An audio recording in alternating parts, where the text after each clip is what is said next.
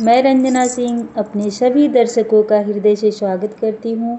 बड़ों को हाथ जोड़ के प्रणाम करती हूँ, छोटों को स्नेह भरा प्यार। आज मैं एक बहुत ही मनमोहक भजन लेकर आई हूँ भोजपुरी में। आप लोग को बहुत ही आनंद आएगा, पूरा वीडियो वॉच कीजिएगा। तो चलिए प्रस्तुत करती हूँ। काहे फंस गइल बाड़ा माया के बजरिया में, काहे फंस गइल बाड़ा माया के बजरिया में। जाए कि पड़ी एक दिन, जाए कि पड़ी एक दिन, घन घोर अन्हरिया में। जाए कि पड़ी एक दिन, घन घोर अन्हरिया में। काहे फांसी गइल बाड़ा माया के बजरिया में, काहे फांसी गइल बाड़ा माया के बजरिया में। जाए कि पड़ी एक दिन, घन घोर अन्हरिया में। जाए कि पड़ी एक दिन, घन घोर अन्हरिया में। मत कर तू इतना गुमान, मत कर तू इतना गुमान, सब उड़ जाई हवा समान। मत कर तू इतना गुमान, सब उड़ जाई हवा समान। केहू काम न आई ओह दिन, केहू काम न आई ओह दिन, धर्म के डगरिया में। केहू काम न आई ओह दिन, धर्म के डगरिया में। काहे फांसी गइल बाड़ा माया के नगरिया में। काहे फांसी गइल बाड़ा माया के नगरिया में। जाए कि पड़ी एक दिन, जाए कि पड़ी एक दिन, घन घोर अन्हरिया में। जाए कि पड़ी एक दिन, घन घोर अन्हरिया में। धन बाप बेटा मेहरी, केहू काम न आई ओ घड़ी।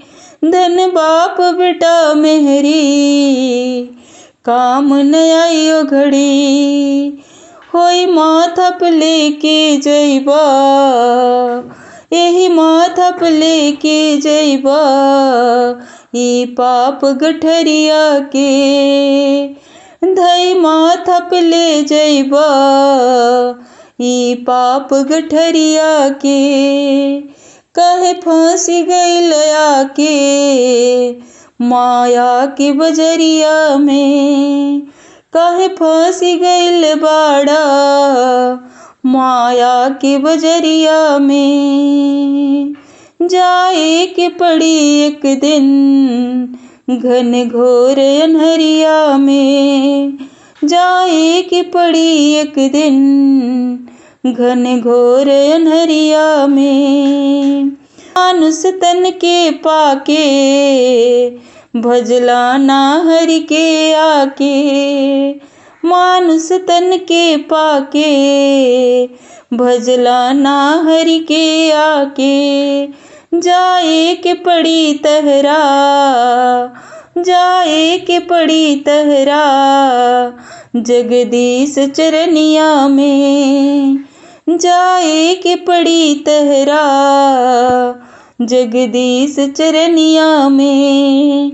काहे फांसी गइल बाड़ा माया के बजरिया में। काहे फांसी गइल आके माया के बजरिया में। जाए कि पड़ी तहरा, जगदीश चरनिया में। जाए कि पड़ी तहरा, जगदीश चरनिया में। केहू काम न आई धर्म के डगरिया में। केहू काम न आई धर्म के डगरिया में।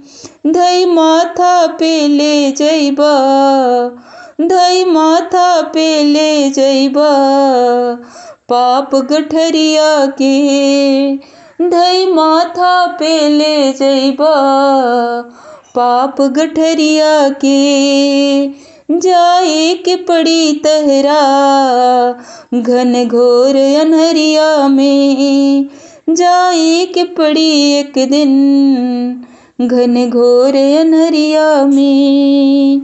ये भजन आप लोगों को कैसा लगा कमेंट बॉक्स में कमेंट करके बताइएगा। लाइक कीजिएगा, इस वीडियो को शेयर कीजिएगा। चैनल है तो चैनल को सब्सक्राइब कर लीजिएगा मेरे नए नए गीत और भजन सुनने के लिए। फिर मिलते हैं ऐसे ही गीत भजन के साथ। तब तक के लिए सबको प्रणाम, सबको नमस्कार। सभी दर्शकों को दिल से प्रणाम, दिल से नमस्कार। राधे राधे। जय विष्णु भगवान।